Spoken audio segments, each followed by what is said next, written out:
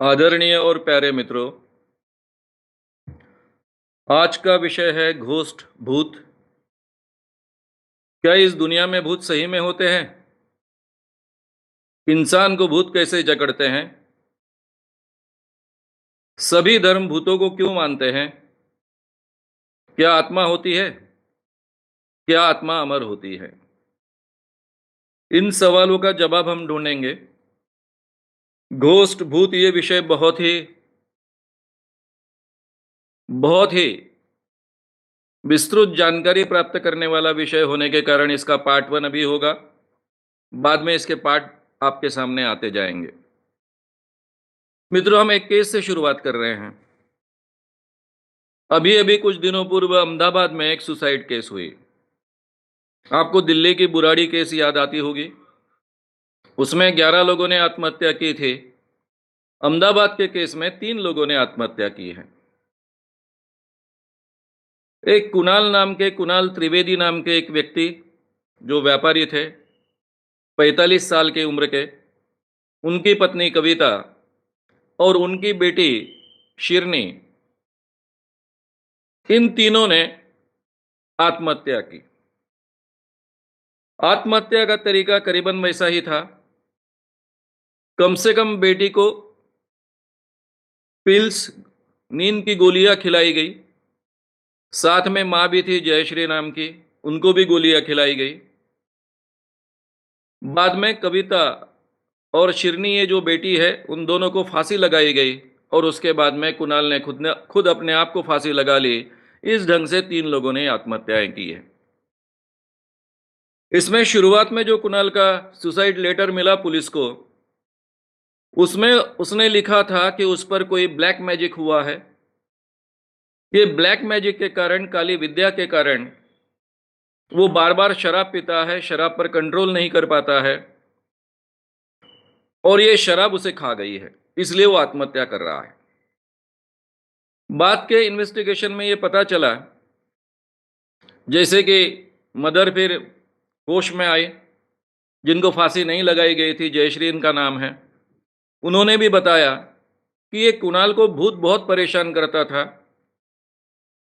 उसको ये भूत जो था, इतना ज्यादा परेशान करता था, और उसके कारण ही, भूत के कारण ही शराब की आदत गिरी थी।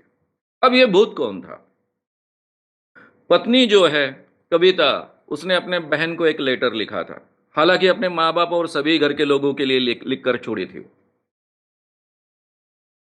यानी सुसाइड के पहले उसने अपने घर से सब सामान जो था, उसमें काफी ऑर्नामेंट्स थे, बाकी कीमती सामान था, कुछ कैश थे, ये सब सामान अपने बहन के घर भेज दिया। उसके साथ में एक लेटर था, जिसको अभी सुसाइड लेटर कहा जा रहा है। उसमें लिखा है, वाइफ कविता ने लिखा है कि मेरे पति के जीवन में काफी साल पहले एक लड़की आई थी, 21 साल पहले। दोनों एक दूसरे से प्यार करते थे। यानी कुणाल और वो जो इंदौर में रहने वाली लड़की है, वो लड़की, दोनों एक दूसरे से प्यार करते थे। लेकिन घर के लोगों ने परमिशन न देने के कारण उनकी शादी नहीं हो पाई। ये चीज वो सहन नहीं कर पाई और उसने आत्महत्या कर ली। और उस लड़के ने जो आत्महत्या की है, वो, उसका भूत आकर ये पूरे फैमिली को तंग कर रहा है। ये कुणाल को तो बहुत ही तंग करता है, रात दिन उसको शराब में डुबो कर रखता है, और साथ में बेटी पर भी उसका असर दिख रहा था। बेटी को भी वो बहुत तकलीफ दे रहा था।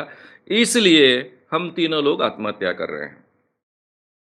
इस भूत ने हमको इस तरह परेशान किया कि आत्महत्या करने के बजाय दूसरा कोई रास्ता हमारे सामने बचा नहीं, इसलिए हम आत्महत्या कर रहे हैं। इस ढंग की बात कही गई। पुलिस के इन्वेस्टिगेशन में ये बात सामने आई। अभी तो आपके सामने प्रूफ आ गया। 3 लोगों ने, भूत ने परेशान किया, बार बार परेशान किया, अच्छे खाते पीते घर के लोगों ने आत्महत्या की। तो क्या भूत होते हैं? सही में होते हैं? ऐसे भूत परेशान कर सकते हैं? मित्रों, मैं बचपन से एक बहुत ही अंधविश्वासी वातावरण में पला बड़ा हूं। छोटे से देहात में पला हूं। मेरे काका एक डॉक्टर थे। ये मेरे चाचा मुझे कई भूतों की कहानियां सुनाते थे। हमारे गांव में पहले ट्रेन से आना पड़ता था, बाद में बस पकड़नी पड़ती थी, और बस से जहां बस स्टेशन पर उतरे, वहां से लेकर गांव में पैदल जाना पड़ता था। करीबन 3 से 4 किलोमीटर पैदल जाना पड़ता था। बीच में एक आम के पेड़ों का बगीचा मिलता था, और ये आम के पेड़ों के बगीचे में एक कुआं था, बहुत पुराना था, अभी उसका कोई उपयोग नहीं करता था। इस कुएं में करीबन 100 भूत है, ऐसा कहा जाता था। और मेरे जो डॉक्टर काका थे, मुझे कहते थे, कई बार उन्होंने वर्णन कर कर बताया कि ये 100 के 100 भूत उन्होंने देखे हैं, नाचते हुए देखे हैं, भागते हुए देखे हैं, क्या क्या करते हुए देखे हैं। ऐसी कई कहानियां मैं कई लोगों के मुंह से बचपन से सुनते आया हूं। इसी वातावरण में पला बड़ा, वर्धा जैसे शहर में रहा। वर्धा शहर है, विनोबा जी का है, गांधी जी का शहर है। उस शहर में मेरी पूरी पढ़ाई हुई। 10वीं क्लास में मैं पढ़ रहा था, तब मुझे भूत लगा। गांव में जो वैद्य थे, आयुर्वेदिक वैद्य, बहुत फेमस थे, भाऊ देश पांडे नाम के।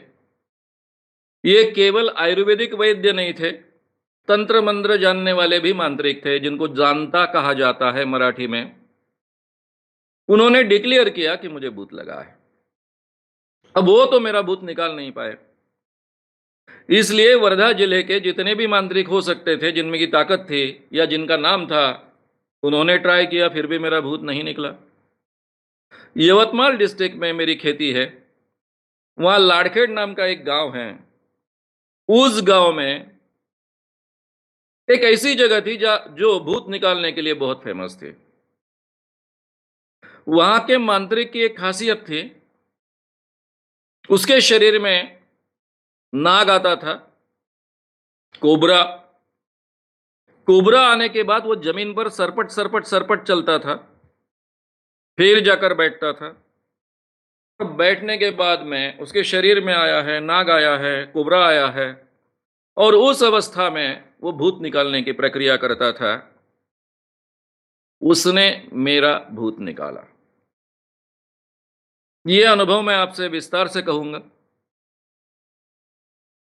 आगे चलकर मैं पूरे भारत में घूम रहा हूं, अलग अलग विषयों पर व्याख्यान दे रहा हूं। जयप्रकाश नारायण जी के संगठन में काम करता हूं, तरुण शांति सेना में। बड़े बड़े विद्वानों से मिलता हूं, उनके व्याख्यान देखता हूं, खुद भी बड़े बड़े भाषण देता हूं अलग अलग विषयों पर। लेकिन भूत पर का मेरा विश्वास कायम है। मैं बड़े बड़े विद्वानों से मिला, पूरे भारत के विद्वानों से मिला, कम्युनिस्टों से मिला, समाजवादी विचारधारा के लोगों से मिला, अलग अलग लोगों से मिलते गया। लेकिन मेरे जिंदगी में कोई भी व्यक्ति कॉन्फिडेंटली इस दुनिया में भूत नहीं है ऐसा कहने वाला मुझे नहीं मिला। जो भी कहता था कि इस दुनिया में भूत वगैरह नहीं होते हैं, उसको जब मैं अपने खुद के अनुभव सुनाता, तो वो चुप बैठ जाते। वो कॉन्फिडेंटली मेरे अनुभवों को नकार भी नहीं सकते, या फिर मेरे अनुभवों का कोई एक्सप्लेनेशन भी नहीं दे सकते। ये स्थिति थी 1980 तक की। यानी मैं एक तरफ काफी बदल चुका था, काफी विषयों का मेरा अभ्यास था।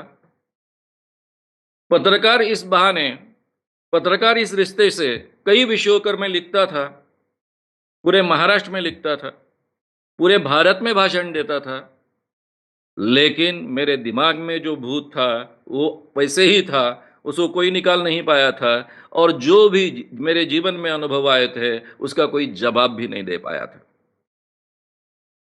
अब वो अनुभव मैं आपको सुनाता हूं, जो मैंने बाद में कई जगह पर देखा। लेकिन ये जो उम्र है 10वीं क्लास की, 15 साल की उम्र, 14 साल की उम्र, उस समय मैंने जो देखा वो अमिट छाप छोड़ गया मेरे दिमाग पर। ये जो मांत्रिक था, उसके शरीर में कोबरा आया, सरपट सरपट घिसते घिसते जमीन पर से एक जगह बैठा, जो उसकी खास बैठने वाली जगह थी। बैठने के बाद में उसके हाथ में त्रिशूल था, अब ये सवाल तो मेरे दिमाग में तब नहीं आया कि नाग के हाथ में त्रिशूल कैसे हो सकता है, वो त्रिशूल कैसे पकड़ सकता है। वो त्रिशूल से उसने सर्कल खींचा और जिनके शरीर में भूत आता है उनको एक एक को उसने बुलाना शुरू किया। जैसे ही सर्कल के पास वो व्यक्ति आती थी जिसके शरीर में भूत है, ज्यादातर औरतें थी, वो सर्कल के पास आते आते चिल्लाना शुरू कर देती, अलग अलग तरीके से चिल्लाती, दौड़ने की कोशिश करती, वहां से भाग जाने की कोशिश करती, वो सर्कल में घुसने की हिम्मत नहीं करती। उनको जबरदस्ती उस सर्कल में बिठाया जाता।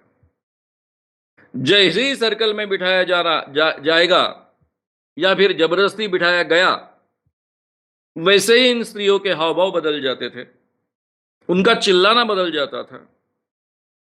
फिर ये कुछ मंत्र बोलता था, कुछ मंत्र के साथ में कुछ चीजें उनके शरीर पर डालता था और उसके बाद में पूछता था, बोल तू कौन है, तुझे किसने भेजा है, इस पेड़ को यानी इस औरत को तूने क्यों जकड़ा है, तेरा नाम क्या है, किसने तेरे को भेजा है। और फिर बाद में ये पजेस हुई हुई औरतें जो होती थे वो कुछ बोलती थी, उन सवालों का जवाब देते थे और उसके बाद में उसके मंत्र तंत्र के बाद में उसको जब उस सर्कल से बाहर ले जाया जाता तब उनके शरीर में कोई त्राण भी नहीं बचता था। ये अनुभव मैंने अपने आंखों से महसूस किया है। मुझे भी सर्कल में बिठाया गया, मुझे पता नहीं है, मुझे जो याद है, मुझे क्या लग रहा था इसका वर्णन नहीं कर सकता हूं, लेकिन मुझे महसूस हो रहा था कि किसी ने तो भी मुझे जकड़ कर रखा है, क्योंकि उसके पहले कम से कम 8-10 ये अनुभव मैं देख चुका था, अभी के अभी कुछ समय पहले देख चुका था।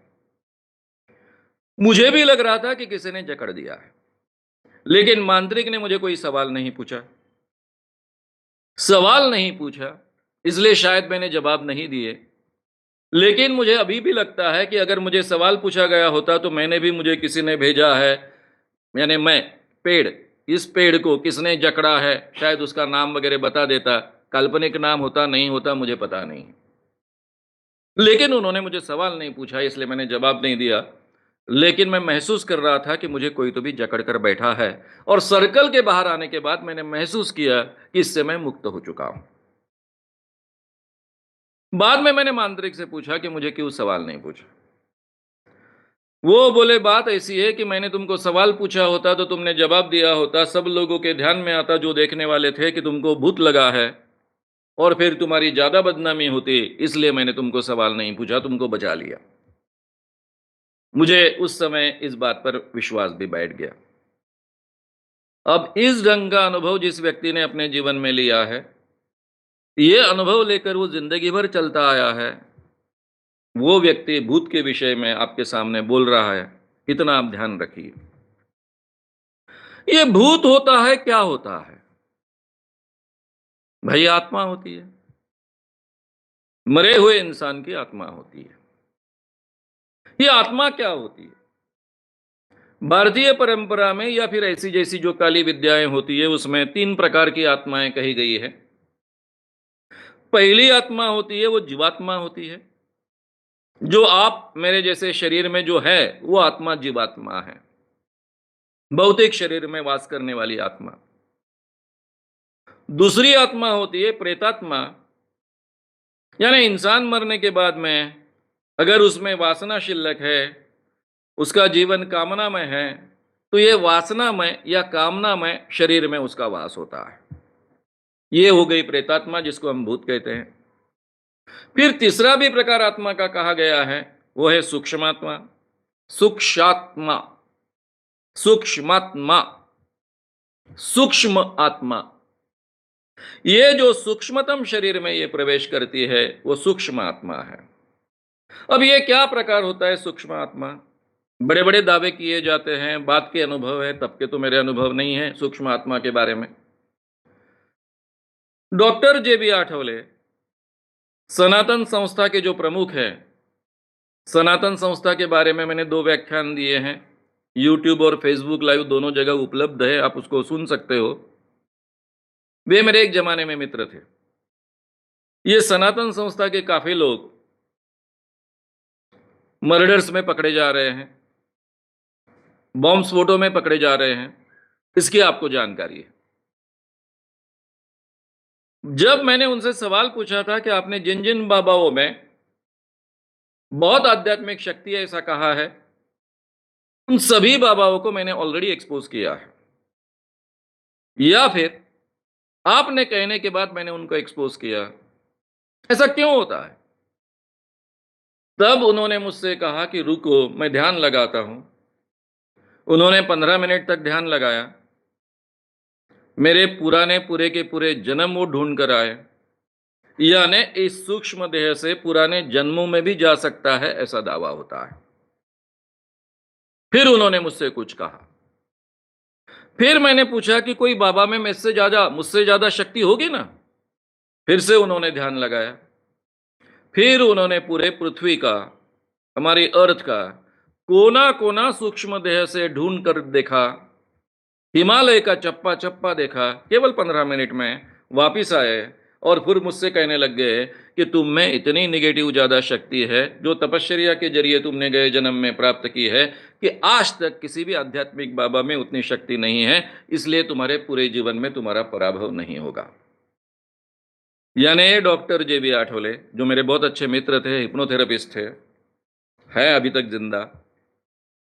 वो कह रहे थे कि सूक्ष्म देह से 15 मिनट में मैं पूरी पृथ्वी देख कर आया हूँ, हिमालय का चप्पा-चप्पा देख कर आया हूँ।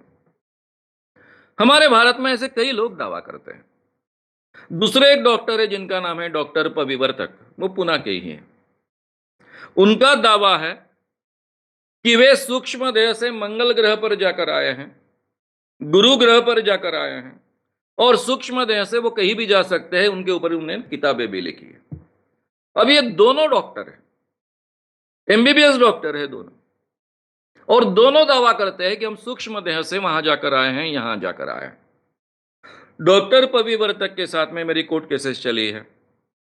इन कोर्ट केसेस में मैं बार-बार उनको आह्वान देते आया हूं, पहले से देते आया हूं कि भाई आप सूक्ष्म देह से अगर जा सकते हो, कहीं भी जा सकते हो, तो मंगल पर जाने की जरूरत नहीं है, गुरु ग्रह पर जाने की जरूरत नहीं है। एक पास की जो रूम होगी उसको हम बंद करेंगे, वहां टीवी कैमरे लगा देंगे, वहां मैं कुछ चीजें रखूंगा, आप सूक्ष्म देह से उस रूम में जाइए, बंद दरवाजे के अंदर के रूम में जाइए, वहां से ये चीजें देखिए और सबको रिपोर्ट कीजिए, सिद्ध हो जाएगा कि आप यहां बैठे बैठे सूक्ष्म देह से कहीं भी जा सकते हो।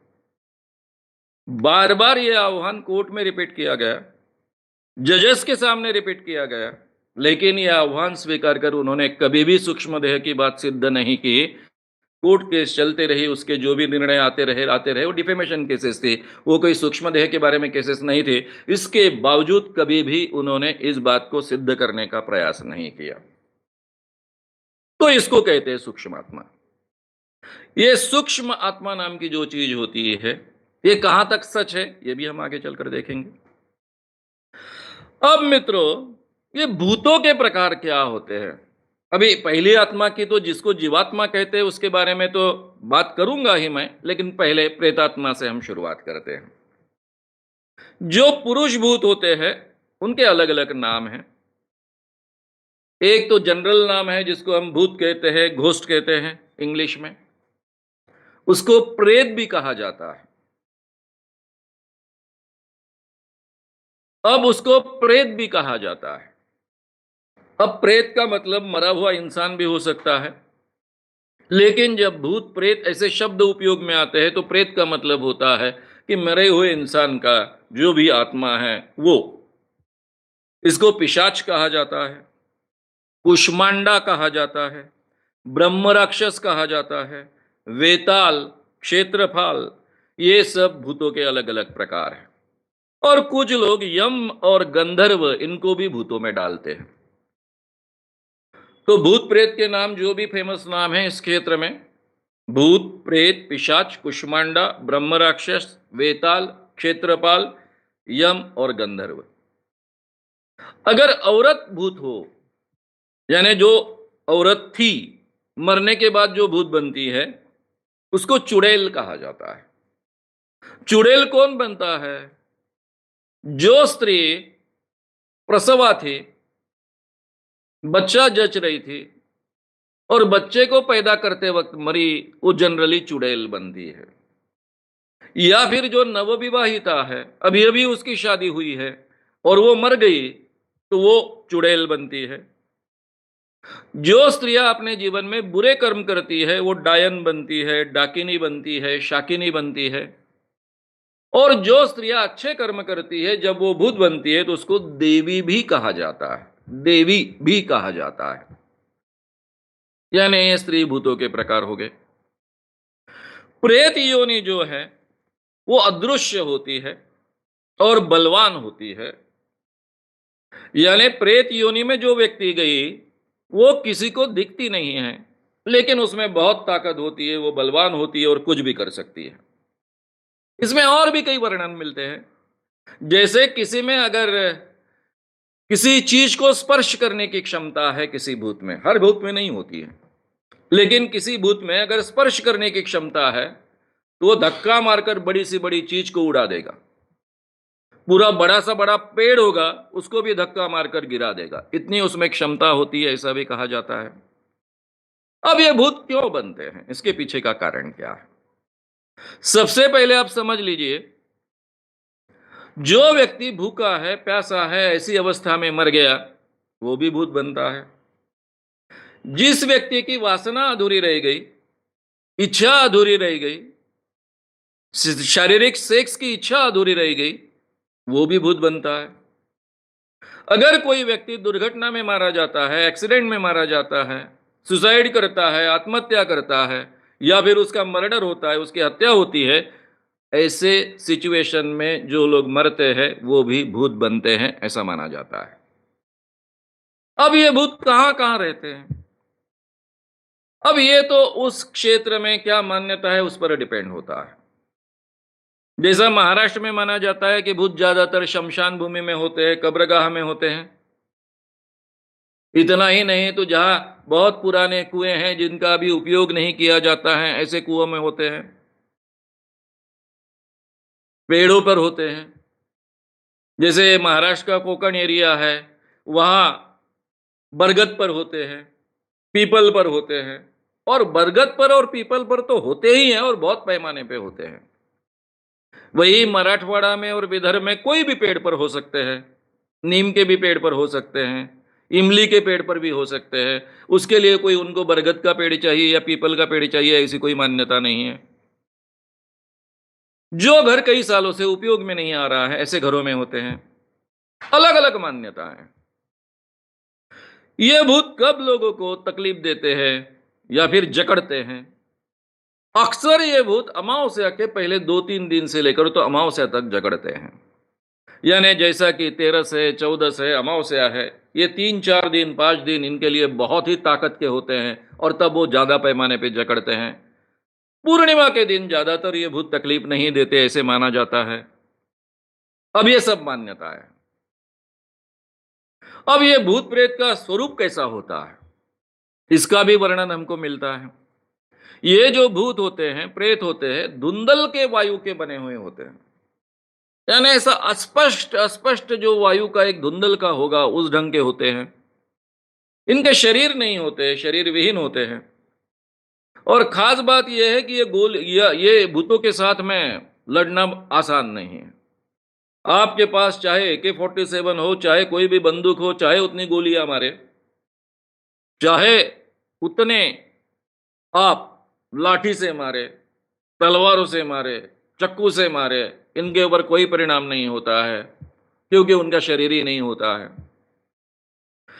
इसलिए ये जो है, उन पर कोई परिणाम नहीं होता ऐसे भूतों पर, लेकिन उनको सुख का एहसास होता है, दुख का एहसास होता है। इतना ही नहीं तो उनको याददाश्त होती है, वो आपका बदला ले सकते हैं, आपको सबक सिखा सकते हैं। ये मान्यता है। अब जो आदमी मरता है, वो हर आदमी, आत्मा तो बाहर निकलती है, ऐसा मान्यता है।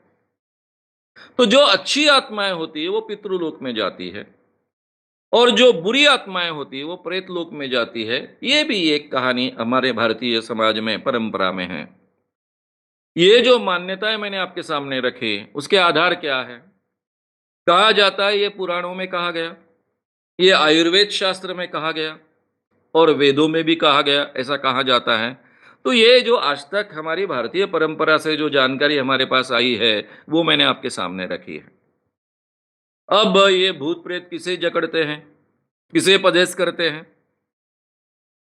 जो लोग शुभ अशुभ अवसर नहीं मानते, तिथि नहीं मानते, पवित्रता को नहीं मानते, ऐसे लोगों को जकड़ते हैं।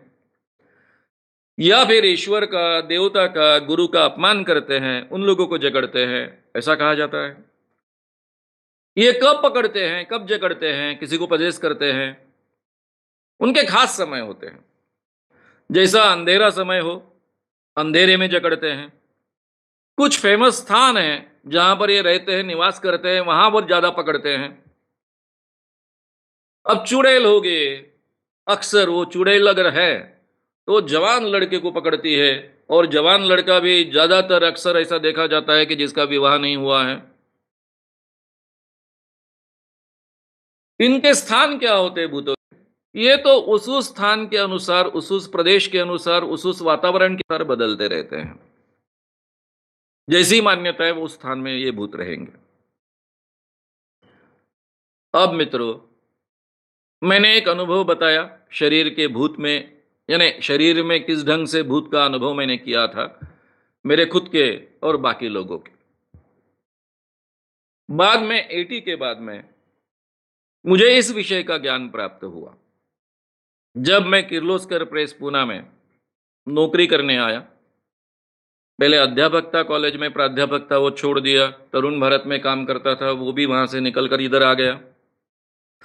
किर्लोस्कर की परंपरा थी रैशनलिज्म की। वो कभी ज्योतिष नहीं छापते थे अपने प्रकाशन में, और पूरे महाराष्ट्र को रैशनलिज्म सिखाते थे। उसमें सब मुझे जानकारी मिली। ये भूत प्रेत क्या होते हैं, उसके ऊपर क्या संशोधन हमारे देश में हो चुके हैं, पूरे दुनिया में हो चुके हैं। पूरे साइकेट्री नाम की एक शाखा है, डॉक्टरी शाखा। एमबीबीएस होने के बाद में एमडी साइकेट्री इसका कोर्स होता है। करीबन 100 सालों से इस साइकेट्री का विषय मान्यता प्राप्त विषय है। करीबन 75 सालों से, अभी ज़्यादा साल हो गए, करीबन 100 साल हो रहे हैं, तब से साइकेट्री में इस दुनिया में भूत नहीं होता है, ये मानकर ट्रीटमेंट होती है। और इसमें काफ़ी अच्छे ढंग से विकास किया है उस मेडिसिन की शाखा ने। और दुनिया में जितने भी संशोधन करने का प्रयास आज तक हुआ है, पैरासाइकोलॉजी डिपार्टमेंट हो, ड्यूक यूनिवर्सिटी में था, डॉक्टर जे बी रहीन उसके प्रमुख थे, उन्होंने भी भूत का बहुत संशोधन करने का प्रयास किया।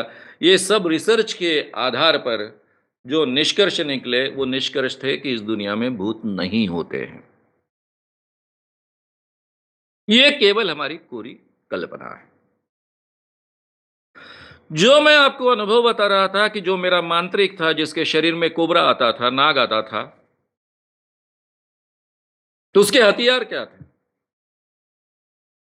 उसके हथियार थे मोर पंखों का एक झाड़ू। वो झाड़ू इतना जादुई था कि जैसा ही उससे वो किसी भूत शरीर में आने वाले व्यक्ति को स्पर्श करता था, तो उसका बर्ताव बदल जाता था। उससे पीटना शुरू करता, तो भूत छोड़ने की बात करने लगता। यानी भूत उसको, उस पेड़ को, उस व्यक्ति को छोड़ने की बात करने लगता। अब मित्रों, ये अनुभव मैंने बाद में बहुत देखे, क्योंकि भूत मेरे जीवन का खुद का अनुभव था। जब मैंने 1982 में अखिल भारतीय अंधश्रद्धा निर्मूलन समिति के माध्यम से अंधविश्वास के खिलाफ काम शुरू किया, तो जहां जहां भूत आते हैं, ऐसे जो बड़े बड़े स्थान हैं, वहां जाकर मैं 2-2, 4-4 दिन रहता था। विदर्भ में माहूर नाम की एक जगह है, यवतमाल डिस्ट्रिक्ट के पास में। उस माहूर में मैं गया, पहली बार केवल देखने के लिए गया। तब मेरा चेहरा परिचित नहीं था, इसलिए आसानी से मैं देख सका किस ढंग से यहाँ बर्ताव होता है, कौन क्या बर्ताव करता है, किनके शरीर में आया है, वो सही में कितने अच्छे ढंग से पजेस्ट है, उनके बर्ताव क्या होते हैं, बहुत बारीकी से मैंने देखा। फिर दूसरी बार भी मैं गया, वहां 2 दिन था। तब नागपुर आकाशवाणी ने एक प्रोग्राम किया था, उस प्रोग्राम के रिकॉर्डिंग के लिए उन लोगों के साथ में मैं गया था। गाणगापुर बहुत ही फेमस एरिया है, जहां बड़े पैमाने पर भूत आते हैं, महाराष्ट्र के बॉर्डर पर है, सोलापुर जिले के पास में है। वहां पर मैं गया, वहां भी 3-4 दिन रहा। बड़े बारीकी से ये भूत कैसे आते, क्या करते वगैरह बहुत बहुत अच्छे ढंग से मैंने देखा। मेरे अभ्यास का वो विषय था, क्योंकि भारत में तो इस विषय पर अभ्यास हुआ ही नहीं। पहली मेरी कोशिश थी कि इस क्षेत्र में क्या संशोधन हुए हैं। अब भूत ये विषय कौन कौन से विषय में आ सकता है? साइकोलॉजी डिपार्टमेंट में आ सकता है, साइकेट्री डिपार्टमेंट में आ सकता है, सोशियोलॉजी डिपार्टमेंट में आ सकता है, एंथ्रोपोलॉजी में भी इसका अभ्यास हो सकता है। मैं करीबन भारत के 50 यूनिवर्सिटीज में गया हूं। हर जगह मैंने ढूंढने की कोशिश की कि इस विषय पर क्या रिसर्च हुए हैं, यानी अंधविश्वास के सभी विषय पर क्या रिसर्च हुए हैं। हमारे पूरे भारत में इतना महत्व का विषय है, हजारों लोग हर साल मरते हैं, हजारों लोग परेशान होते हैं, लाखों लोग परेशान होते हैं, इतनी तकलीफें सहते हैं, लेकिन इन विषयों पर कोई संशोधन हमारे भारत में नहीं हुआ। ना साइकेट्री में हुआ, ना साइकोलॉजी में हुआ, ना सोशियोलॉजी में हुआ। एंथ्रोपोलॉजी में तो होने की गुंजाइश ही कम है, इसलिए कुछ बोलना ही अलग है, क्योंकि एंथ्रोपोलॉजी का विषय अलग होता है। तो ये हमारे देश की स्थिति है। इसलिए मेरे सामने एक ही पर्याय था कि जो कुछ घोस्ट के बारे में संशोधन पूरे दुनिया में हो चुके हैं, उनको समझिए और यहां जाकर अपना अभ्यास खुद तैयार कीजिए। फिर मीरा दातार के दरगाह मैंने सब ढूंढे, वहां जाकर 2-2, 3-3 दिन बैठता था, वहां के सब बर्ताव देखता था। उसके आधार पर जो मुझे प्राप्त हुआ, मेरे रिसर्च में से निकला, मैं लोगों के सामने वो रखते आया हूं। अब मैं आपके सामने लोगों की मान्यता और मेरे फाइंडिंग्स इस ढंग से इस विषय को आपके सामने रखते जाऊंगा। हम शुरुआत करते हैं महाराष्ट्र से। महाराष्ट्र में विदर्भ और मराठवाड़ा, इन दोनों प्रांतों में एक कल्पना है, अलग ढंग का एक भूत है जिसका नाम मैंने अभी तक आपके सामने नहीं लिया। इसको चकवा कहा जाता है। बहुत फेमस भूत का प्रकार है। काफी लोग इस भूत से प्रभावित होते हैं। विदर्भ और मराठवाड़ा, इन दोनों रीजन में यह मान्यता बड़े पैमाने पर है और कई केसेस देखने को मिलते हैं। यह चकवा नाम का जो भूत होता है वो कैसा होता है? इसकी खासियत है उसके पैर उल्टे होते हैं, यानी पंजे जो है पैरों के वो उल्टे होते हैं, ऐसे नहीं रहते, ऐसे होते हैं। चेहरा सामने है लेकिन पंजा उल्टा है, इस ढंग से ये भूत होते हैं। ये उल्टे पैर वाला भूत किसी इंसान के सामने अगर वो चल रहा है, सुनसान रास्ता है, तो उसके सामने चलने लगता है। जाने अनजाने में, चाहे अनचाहे, ये जो व्यक्ति होता है, चाहे स्त्री हो चाहे पुरुष हो, वो उस व्यक्ति को, उसको व्यक्ति समझता है, उसको चकवा है ये पता नहीं चलता, पहले उसके पीछे पीछे चलना शुरू करता है और फिर वो अपना रास्ता भूल जाता है, उसे कुछ समझ नहीं आता। सामने की व्यक्ति जैसे चल रही, जो मूलतः चकवा होता है, उसके पीछे पीछे ये चलते रहता है, वो घूमते रहता है, घूमते रहता है, घूमते रहता है, कहां कहां ले जाता है। ये आदमी पूरी तरह से थक जाता है, इसको बहुत भूख लगती है। भूख लगने के बाद में ये, मुझे बहुत भूख लगी ऐसा कहता है। चकवा उसके पास आता है, उसको क्या क्या खिलाता है। इसने कहा मुझे जलेबी चाहिए तो जलेबी मिलेगी, मुझे मुझे लड्डू चाहिए तो लड्डू मिलेगा। जो जो चाहे वो उसको खिलाता है। खिलाने के बाद में इसको बहुत प्यास लगती है, इंसान को बहुत प्यास लगती है।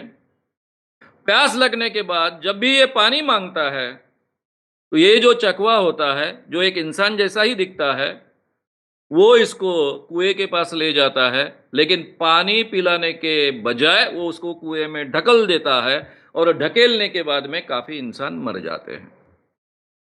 इस तरह की चकवा की मान्यता है। अगर ये चकवा है, अगर ये चकवा नहीं मानता है, कहने का मतलब उस व्यक्ति के अगर किसी कारणवश ध्यान में आया कि ये चकवा है, आम इंसान नहीं है, तो वो अपने आप को बचा पाता है। फिर बचा पाने के कुछ किस्से हैं, कुछ सिंपल तरीका है, आप खुद पेशाब करो, उसका टीका अपने आप को लगाओ, चकवा भाग जाता है। अब अलग-अलग धारणाएँ हैं उसके पीछे, लेकिन अक्सर ध्यान में नहीं आता। इसलिए जब यानी देहातों में हमेशा कहा जाता है, हम जैसे लोगों को सिखाया जाता है कि जब भी आप ऐसी अवस्था में हो, सुनसान जगह पर हो, सुनसान अकेले जा रहे हो और किसी के पीछे चल रहे हो, तो सबसे पहले उसके पैरों पर ध्यान दो। अगर वो तुम्हारे नजदीक आए बात करने के लिए, तो सबसे पहले उसके पैर देखो। पैर अगर उल्टे हैं तो वो चकवा है, तुरंत पेशाब करो, उसका टीका अपने माथे पर लगा लो, ये चकवा भाग जाएगा। अब ये मान्यताएं हैं। कई बार चकवे के कारण लोग इस तरह कहीं निकल जाते हैं जिनको पता ही नहीं चलता है। मैं जब पूना में 82 था, 1980 से 1982 तक मैं पूना में था, किर्लोस्कर प्रेस में काम कर रहा था। महाराष्ट्र में उन दिनों में एक श्री नाम का एक बहुत बड़ा वीकली था, मराठी वीकली था, बहुत फेमस था। ये काफी बड़े पैमाने पर पढ़ा जाता था, इसकी काफी कॉपीज निकलती थी, महाराष्ट्र का नंबर 1 वीकली वो माना जाता था। उसमें एक कहानी छपकर आई। कहानी थी 15 साल की पूना के लड़की की। ये 15 साल की पूना की एक लड़की, बहुत सुंदर लड़की, पूना के एक स्कूल से घर आ रही थी। उसे चकवा लग गया और चकवा लगने के कारण ये लड़की सीधा बंबई पहुंच गई। कई दिनों तक उसे पता ही नहीं था, करीबन 2 महीने, कि मैं क्या कर रही हूं, कहां जा रही हूं, कैसे हूं, कुछ नहीं, पता ही नहीं। और करीबन 2 महीने बाद वो घूमते घूमते एक पुलिस स्टेशन के पास पे पहुंची। वहां पर एक हवलदार थे पुलिस, उनका पट्टा उसने देखा, बेल्ट देखा, और बेल्ट देखने के बाद में उसके ध्यान में आया कि मेरा क्या हो गया। पुलिस ने उसको पूछा, तू कौन है, क्या कर रही है यहां, कहां से आई हो? कुछ बता नहीं पा रही थी, उसे कुछ याद नहीं आ रहा था। पुलिस मराठवाड़ा विदर्भ का था, उसको तुरंत पता चल गया कि इसको चकवा ने जकड़ा है। उसने डिक्लेयर कर दिया कि इसको चकवा ने जकड़ा है, इसलिए वो गायब हो गई थी। कहां थी उसको ही पता नहीं था, उसने कोई जानकारी नहीं दी। अब पुलिस ने ही जब कहा कि चकवा ने जकड़ा है, चकवा ने पजेस किया था, इस कारण ये लड़की इधर उधर घूम रही थी। फिर इन्वेस्टिगेशन में पता चला कि 2 महीने पहले से गायब थी पुणे से, तो इसलिए 2 महीने कहा थी पता नहीं था। ये बहुत लंबी स्टोरी पूरी की पूरी श्री में छप कर आई। अब इस वीकली में छप के आने के बाद में, मैं पूना में काम कर रहा था, मेरा वीकली था, मेरा वीकली बहुत ही प्रेस्टिजियस वीकली था, मनोहर नाम का। उसके लिए ये स्टोरी को कवर करना मुझे बहुत आवश्यक था। मैं इन्वेस्टिगेशन के लिए पहुंचा। तब मुझ में काफी परिवर्तन हो चुका था। ये सब बातें कैसी झूठी हैं, ये मेरे ध्यान में आया था। इसके पीछे के काफी जो रिसर्चेस पूरे दुनिया में हुए हैं, वो सब पढ़ चुका था मैं। इसलिए मुझे पूरा आत्मविश्वास था कि ये पूरी कहानी झूठी है। मुझे भूत लगा था, इस पर मेरा इतने सालों तक विश्वास था। उसका साइकोलॉजिकल एक्सप्लेनेशन आज तक मुझे पता नहीं था, इसलिए मैं विश्वास रखता था। अब तो मुझे पता था कि ये सब झूठा है। तब तक मैं इन्वेस्टिगेटिव जर्नलिस्ट कर बहुत अच्छे ढंग से काम करना शुरू किया था। 4 साल मुझे पहले तरुण भारत में हो चुके थे। तो नेचुरली ये टेक्निक्स मालूम होने के कारण मैं उनके घर गया। उनके माँ-बाप ने वही वर्णन मेरे सामने दोहराया, जो छप कर आया था। मेरे टेक्निक के अनुसार मैंने उसके साथ में अकेले बात करने की अनुमति मांगी, मिली। एक छोटा उसका भाई था, उसको साथ में रखा और हमारा इन्वेस्टिगेशन शुरू हुआ। इधर-उधर की बातें होने के बाद में मैंने उसको बताया कि मैं मंत्र-तंत्र का बहुत अच्छा अभ्यास करने वाला व्यक्ति हूँ। मराठी में जिसको जानता कहते हैं। जानता का मतलब ऐसा होता है कि जिसको मंत्र तंत्र के क्षेत्र की सब बातें अच्छे ढंग से मालूम है। कोई भी व्यक्ति सामने आए तो पता चलता है कि इसको भूत लगा है, इसको चकवे ने जकड़ लिया है, किसने क्या किया है, देखते ही पता चलता है। अब वो लड़की ये सब चक्करों के कारण, क्योंकि जैसे उसको पकड़कर घर में लाया उसके बाद में काफ़ी मंत्र-तंत्र उस पर हुए थे, थोड़ी बहुत जानने लग गई थी, वो डर गई। मैंने शुरुआत ये की कि मैं बहुत बारीकी से तुमको देखा, लेकिन चकवा तो मुझे कहीं दिखाई नहीं दे रहा है। चकवे ने अगर तुमको कहीं जकड़ा हुआ होता तो मुझे पता चलता। सही बात क्या है मुझे बताइए। 15-16 साल की लड़की, 16 साल पूरे होने के थे, डर गई बेचारी और पूरी की पूरी कहानी मुझे सुना बैठी। कहानी ये थी, ये लड़की दिखने को बहुत सुंदर, 15 साल की होने के बावजूद वो 17-18 साल की लगे, इस ढंग की उसकी शरीर यष्टि, आकर्षक। आते-जाते लोग उसको बॉबी कहें। पूना में काफ़ी फ़िल्मों के शूटिंग चलते हैं। एक कोई फ़िल्म का शूटिंग चल रहा था, स्कूल से आते वक़्त वो वहाँ गई। वहाँ एक टिप-टॉप ड्रेस किया हुआ वो लड़का सबको हैंडल करने की, यानी जो भी आती है, भीड़ इकट्ठा होती है, उनको हैंडल करने का काम कर रहा था और बीच-बीच में शूटिंग में भी दौड़-धूप करता था। इसने उसको देखा और उसको कहा, ये 15-16 साल की लड़की को, "अरे तू बहुत सुंदर है, बिल्कुल बॉबी दिखती है।" बॉबी यानी डिंपल कापड़िया। बॉबी पिक्चर बहुत फेमस हो चुकी थी। उसका सेकंड रंग अभी-अभी पूना में आ गया था। सेकंड टाइम लगी थी और फिर से सेकंड टाइम में भी बहुत हिट हुई थी। उसकी बहुत चर्चा हो रही थी और उसकी शादी भी हो गई थी। इसलिए वो कह रहा था कि तुम डिंपल कापड़िया की जगह ले सकते हो। मेरे शूटिंग देखने को आओ। उसने निमंत्रण दिया। इसका भी उत्साह बढ़ा। वो बार-बार शूटिंग देखने जाने लगी।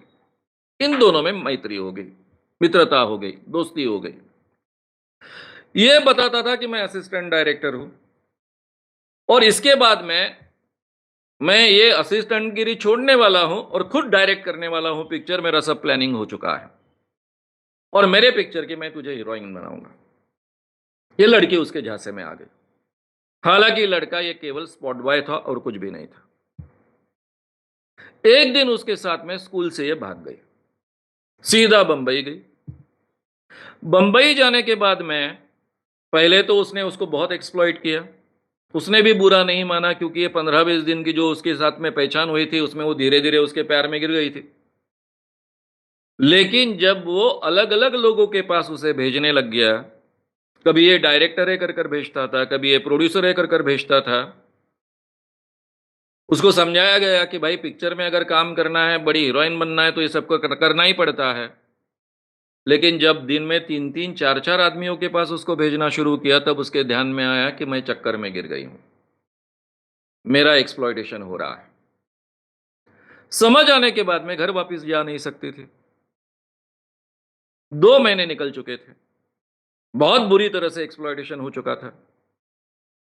ऐसी ही अवस्था में वो एक स्टूडियो से इधर-उधर घूम रही थी, तब इस पुलिस को मिली और आगे की कहानी मैंने आपको कह दी है।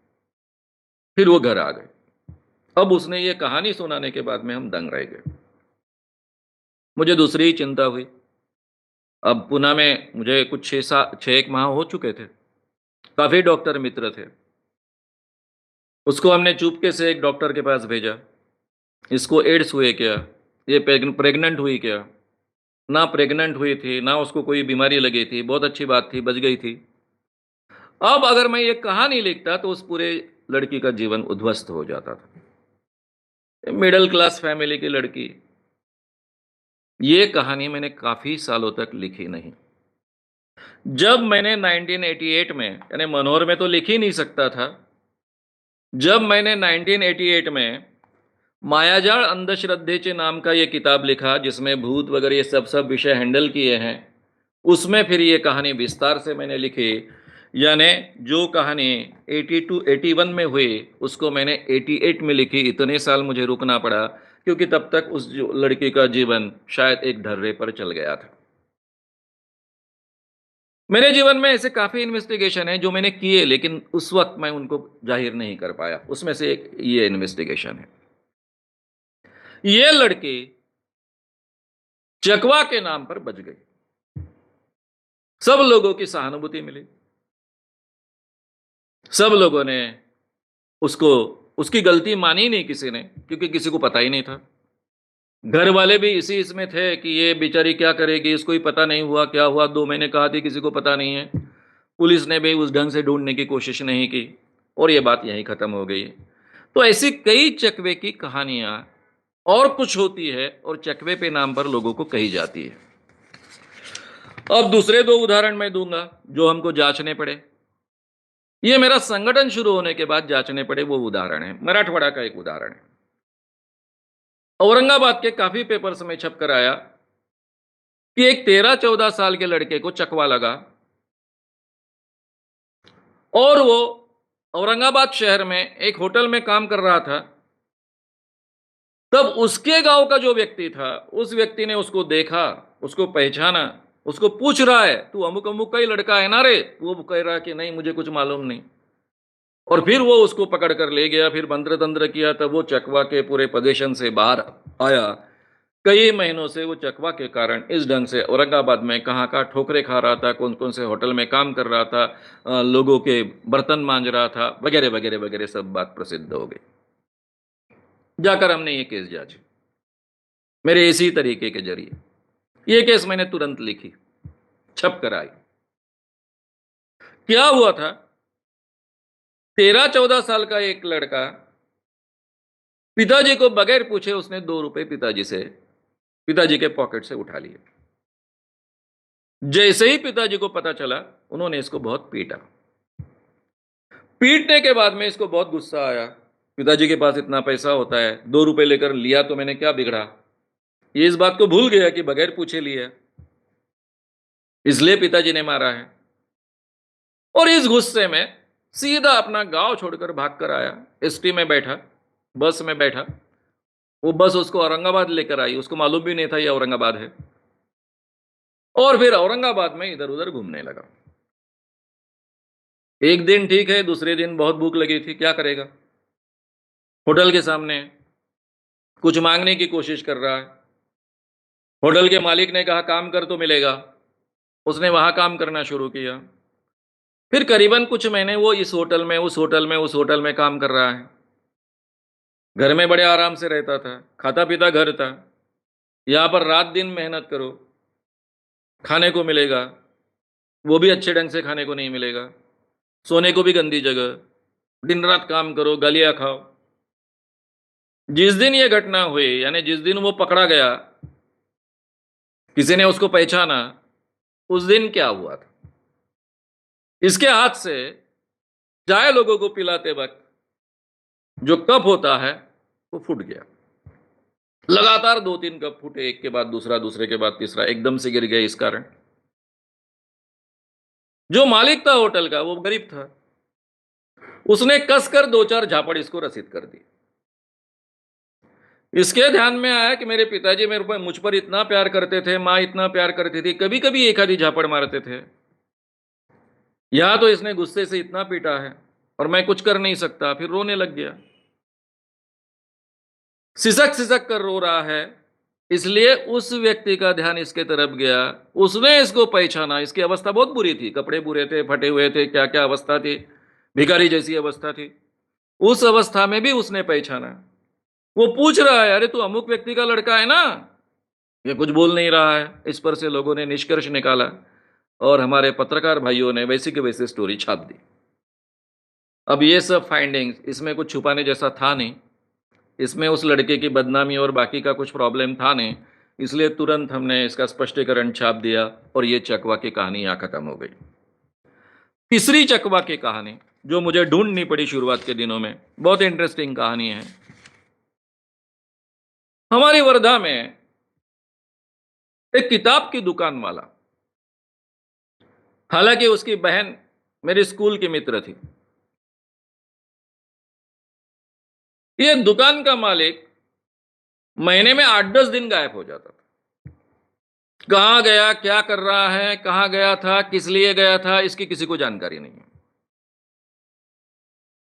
और आने के बाद में ऐसा चेहरा कर कर आता था, उसका अवतार वगैरह इस ढंग से होता था, उसका बाह्य जिसको हम बोले बाहर का अपीयरेंस ऐसा होता था कि कपड़े इधर के उधर है, बाल इधर-उधर हो गए हैं, खुद के शरीर का कोई भान नहीं है, पजेस्ट व्यक्ति है ऐसा लगे। और लोग पूछते थे, "कहाँ गया था रे? 8-10 दिन तू मिला नहीं।" उसकी बीवी पूछ रही है, "पता ही नहीं मुझे, क्या हुआ? मैं दुकान से निकला था और कहाँ गया पता ही नहीं।" और बहुत सहानुभूति से उसके साथ में सब व्यवहार करते थे। इसकी काफ़ी चर्चा हुई। चर्चा होने के बाद में वो बहन एक दिन मेरे पास आई, मुझसे कहने लगी, "क्या कहता है पूरे दुनिया को, ये दुनिया में कुछ नहीं होता, चकवा नहीं होता, भूत नहीं होता, अमुक नहीं होता, तमुक नहीं होता। मेरे भाई के बारे में ऐसा हो रहा है, कई सालों से ऐसा हो रहा है।" अब ये थोड़े पहचान वाली बात थी इसलिए मैंने कह दिया, "कहाँ है तेरा भाई? ऐसा कोई चकवा-वकवा नहीं होता है।" "क्या बात कर रहे हो? हर महीने में वो 7-8 दिन गायब होता है।" बोला, "ऐसी बात है क्या?" फिर बोला, "मैं चकवा का नहीं है, वो लष्टान का चक्कर होना चाहिए।" लष्टन मराठी में चुड़ैल को कहते हैं। यानी चकवा भूत नहीं लगा उसको, लष्टन का भूत लगा है। मतलब भूत-वूत नहीं, कोई औरत का चक्कर होगा। वो मुझ पर चिढ़ गई। मैंने कहा, "देख, तुझे अगर ऐसा लगता है ये केस को मैंने जाँचना चाहिए तो मैं जाँचने को तैयार हूँ। तू घर में जाकर चर्चा कर, मुझे बता।" वो घर में गई। उसने अपने भाभी के सामने विषय निकाला। भाभी को ये बात कही। भाभी को बहुत गुस्सा आया, मेरा पति ऐसा नहीं है, बहुत अच्छा पति है, उसको बेचारे को ये चकवा लगता है, ये शाम को क्या समझता है, मुझे 100 गालियाँ देने लग गई। बार-बार गालियाँ देती थी।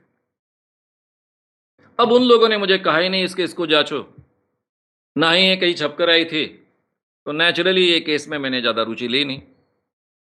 लेकिन कुछ दिनों बाद वही बीवी जो गाली मुझे बार-बार देती थी, लोग मुझसे आकर कहते थे कि वो जो अमुक-अमुक की पत्नी है तुमको बहुत ही गालियाँ देती है, भद्दी-भद्दी गालियाँ देती है।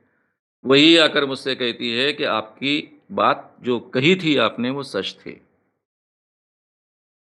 आपने जो बात कही वो मैंने जब सुनी,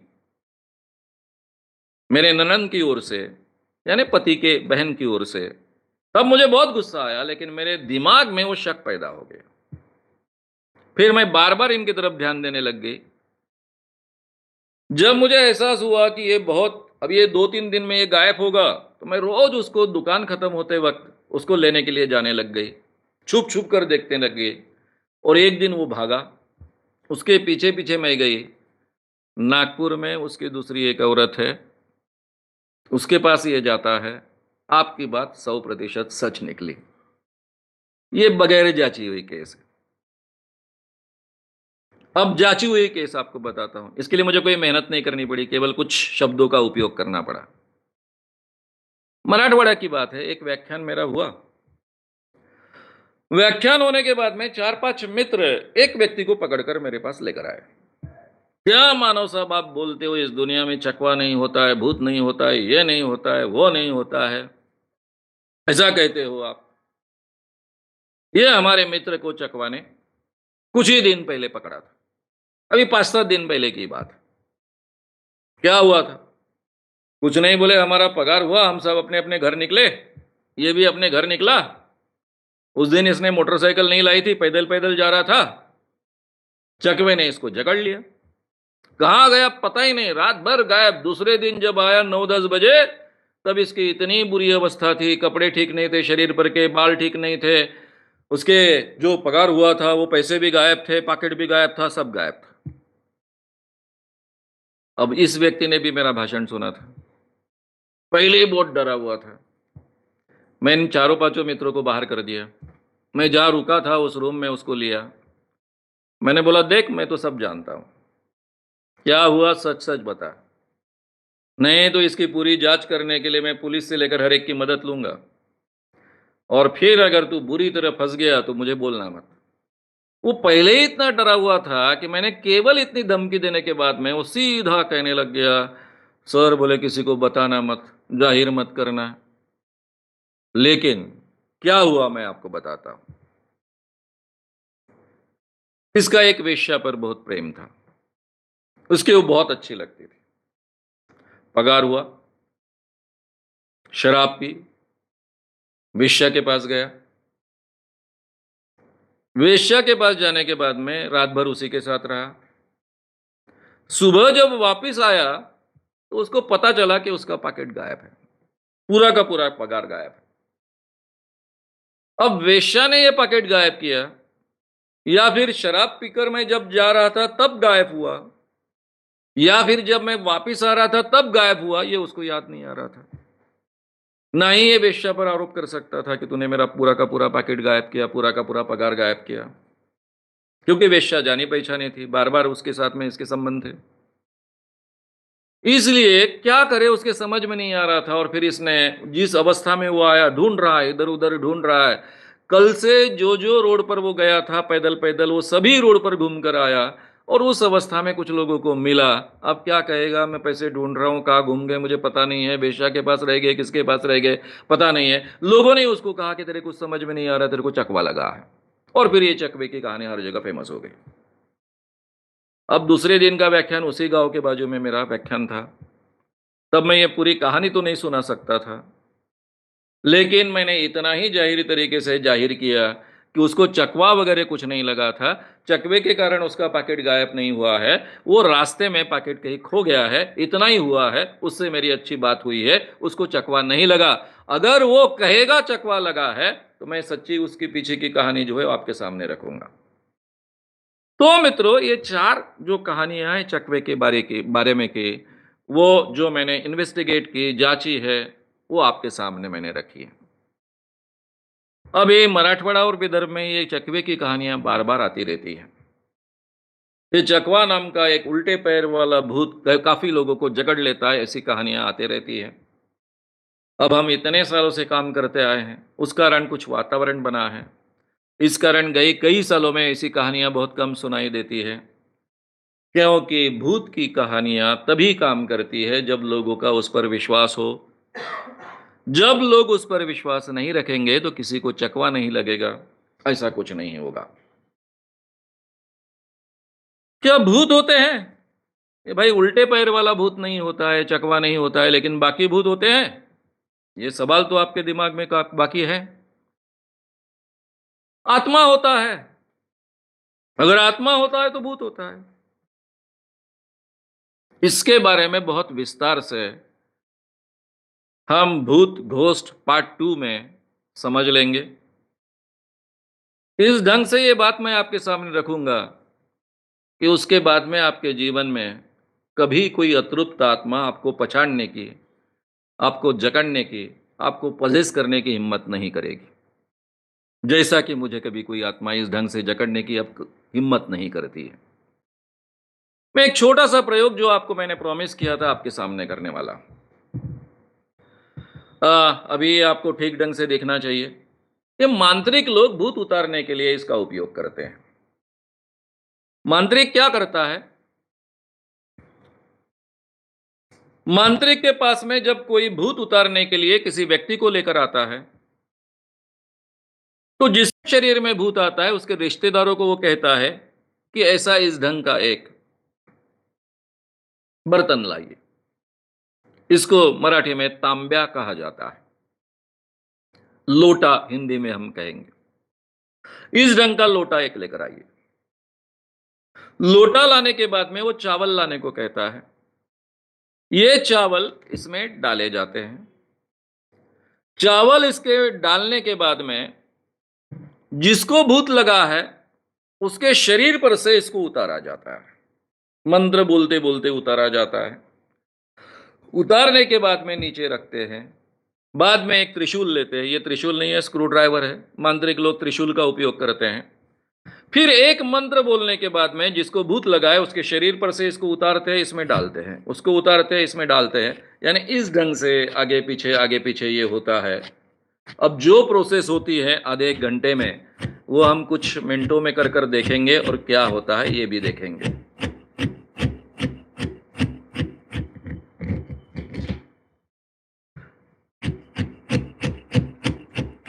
ये हर मंत्र होने के बाद में 1-1.5 मिनट का मंत्र, उसके बाद में इसमें डाला जाता है त्रिशूल। ऊपर नीचे ये प्रक्रिया होती है।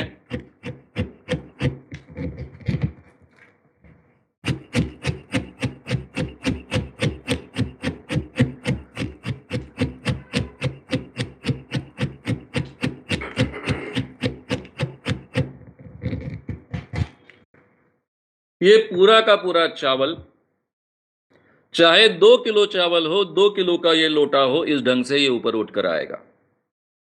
मांत्रिक कहेगा कि ये जो उसके शरीर में भूत है, उसको मैंने इस लोटे में जकड़ा है, मंत्र के जरिए जकड़ा है। ये अगर मैं छोड़ दूंगा तो फिर से इसको पजेस करेगा, इसलिए मुझे इसको शमशान भूमि में जाकर गाड़ना है। इसलिए एक मुर्गी का बलि देना पड़ेगा, एक बकरे का बलि देना पड़ेगा, उसके लिए मुझे इतना पैसा चाहिए, ऐसी वो डिमांड करता है और ये लोटा लेकर जाता है, पैसे लेकर जाता है। और जिस व्यक्ति के शरीर में भूत है, उसको लगता है कि मेरे शरीर में से भूत निकला है और ये लोटे के साथ में चला गया है। ये क्या प्रकार है, ये मैं आपको अगले टाइम बहुत विस्तार से समझाऊंगा। ये प्रयोग आप घर में कर सकते हो। केवल लोहा चूनते वक्त कोई भी धातु का चलेगा, उसका ऊपर का सिर का हिस्सा जो है वो छोटा चाहिए, बीच का या नीचे का हिस्सा बड़ा चाहिए। ऊपर का हिस्सा छोटा, बीच का या नीचे का हिस्सा बड़ा, ऐसा लोटा चुनिए। इसमें चावल डालिए, पूरी तरह से चावल भर दीजिए। कोई भी रॉड लीजिए, ऊपर नीचे कीजिए, और क्या होता है ये कर कर देखिए, शायद आप भी इस ढंग से इस लोटे को ऊपर उठा पाओगे। ये अगर लोटा इसके साथ में ऊपर उठता है, आपके घर में भी उठता है, आपके हाथों से भी उठता है, किसी को तो भूत लगा नहीं है, फिर भी मांत्रिक इसके जरिए भूत उतारते हैं, तो क्या इस दुनिया में भूत होते हैं? पार्ट सेकंड में अगले रविवार को हम ठीक ढंग से समझ लेंगे। तो मित्रों, ये विषय हम यही रोकते हैं। इसके लिए बहुत बहुत धन्यवाद, धन्यवाद, धन्यवाद।